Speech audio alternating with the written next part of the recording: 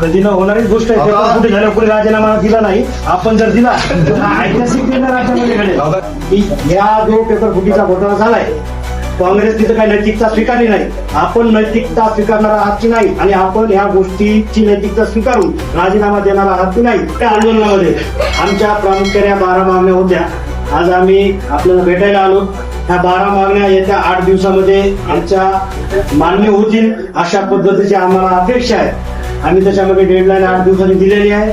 जर या 8 दिवसामध्ये नाही झाल्या तर पुन्हा आम्हाला तुमच्या घरावरती राज्यव्यापी आंदोलन उभा करावं लागेल. अशी वेळ येणार नाही अशा पद्धतीची आमची तुम्हाला विनंती आहे. आणि सगळ्यात बैठकीतला शेवटचा विषय की ह्या जो पेपर फुटीचा घोटाळा झालाय, काँग्रेस तिथं काही नैतिकता स्वीकारली नाही.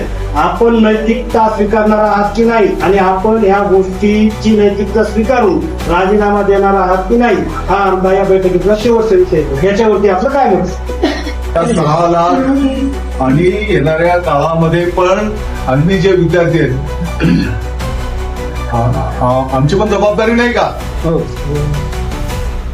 उलट कधी न होणाऱ्या गोष्टी आपण आता केल्या ना.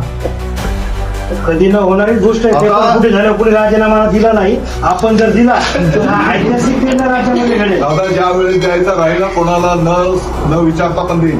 वर्षा गायकवाड शिक्षण मंत्री होत्या, त्यांनी देखील याच पद्धतीने घोटाळा केला. अख्ख्या मालेगावला माहिती आहे.